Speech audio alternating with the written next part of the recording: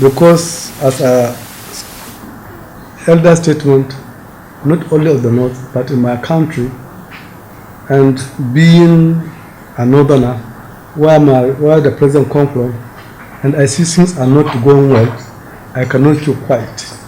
By the time I keep quiet, maybe the other part of the country will start accusing us that we are supporting him for what he's doing. But reality that we are not supporting, we are not happy in the way things are going. So I don't want to be seen tomorrow, maybe we have a president from the south, and then we start, if he's not doing well, and then we keep quiet, we start talking. They say, why do we keep quiet during our own president? As a Nigerian, as an elder, I see Nigeria as one country. Whoever go wrong will tell him he's going wrong. So it's not a question of whether he's a Northerner, he's a Muslim, he's from whatever it is. At least our own role is to draw the attention that the government is doing well, where it is doing well. Where it's doing bad, we say it's not doing well. That's our all now. As an elder statement, we are supposed to say it as we see it. And when we are saying it, as we are saying it, we are not saying it just for our own personal interest. We are just saying on behalf of the people who doesn't have the opportunity to tell you people this is what you want, so that you tell others to hear our own feelings. Whatever I'm saying that on behalf of Nigerians, because what I'm feeling, I believe millions of Nigerians are having the same feeling. So I have been opportune to say it on their behalf. And this is what I'm saying. Okay, that's amazing. So very. I've actually decided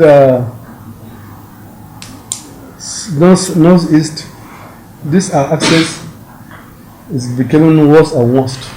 Just yesterday, in my village is within my own village, about 14 people were killed just 2 days ago. So it's everyday business. So it's not a question of things are improving security. It's not true. The insecurity is not improving, more especially in our own area, because I have seen it nakedly. Last Sunday, I have to go to my villages to convert them for the loss of the lives and also the property. Now, if you go to primary schools, you can see hundreds of orphans, women, widows, packed in one place. So if there's coronavirus, if you go and see that gathering, by now all of them would have died. So, as far as they are concerned, how can they be there to inject them when they are looking for something to eat? They prefer to have a lot of bread than that vaccine. Because if you give that vaccine to them, they will die because of hunger. So the situation of insecurity is not improving in our area. Thank you so much. And we have not come to the end. As we are talking of insecurity, we are talking of lives.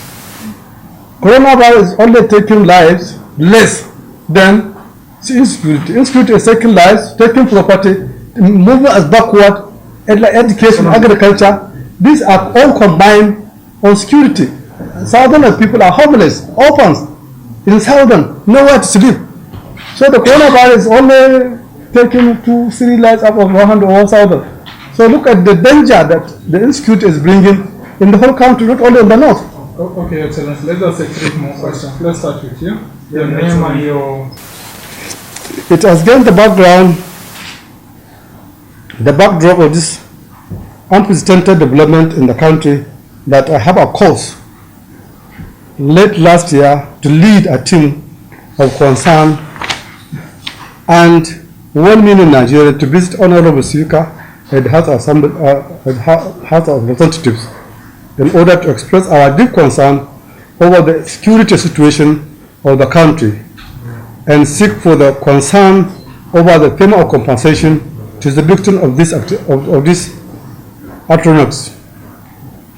I presented a document to him with contents the needed data of nearly all the victims or the people affected to facilitate of not only Boko Haram but also the victims of banditry and kidnapping, which took place across the entire northern part of the country. During the meeting, I had a genuine cause to draw the attention of the Honorable Speaker that there is a line in rail of killing the destruction of properties, and that without adequate security, there will not be peace and without peace, there will not be any development. We should make it clear to ourselves that as we are addressing this press conference, there are hundreds of thousands of people who are not living within their ancestral domain. They have left their homes, their farmlands, their livestock, for those who are lucky to have some left. Many of their livestock have been stolen, marauded, or stolen away from the bandits or insurgents. It is therefore supposed to be our collective responsibility to make it known to the government so that more strict measures are put in place to curb the menace of this insecurity is causing to our social existence. We shall be pragmatic in ensuring that the issue is taken with serious and it deserves, so that Nigerian will not collapse under our care. A situation where scores of people could be slaughtered like animals and the most barbaric manner certainly calls for some people, especially the government, to do something about it. The recent killing or brutally is naked from in Borno State certainly caused in sober reflection and mourning. The security of lives and properties is supreme the world over. The government of Nigeria should prepare a place security matter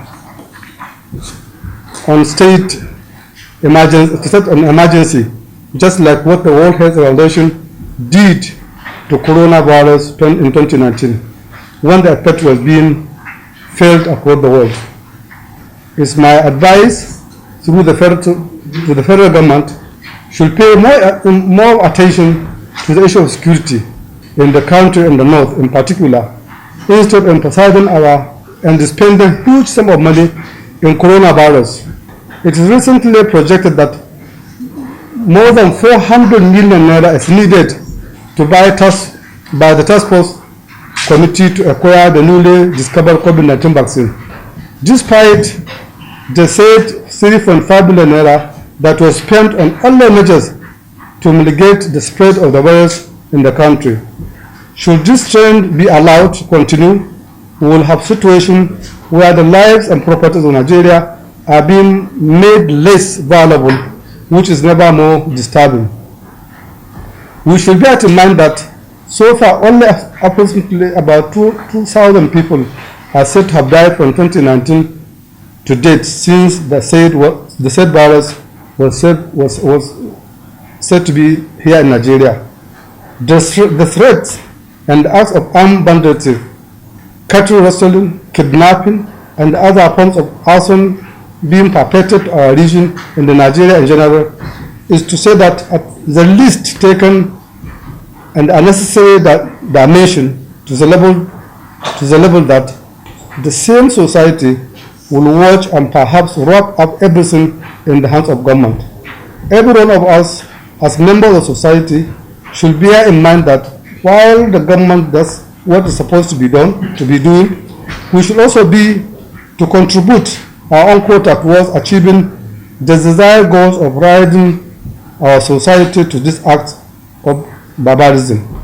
We should also resolve that we could use any legitimate measures through interaction in forms of meeting, workshops, seminars, conferences, and any other means possible to identify areas which must regrettably border on security issues and search out the government or its agencies for the purpose of generating ideas on how best the government could bring to an end of these atrocities, more ways of achieving the needed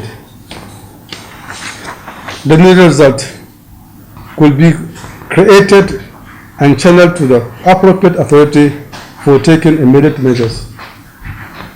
Like Britain, which has seen the emergence of another strain of variant of coronavirus, and is ordered to shut the doors for entry in this country in order to curtail the spread of the disease.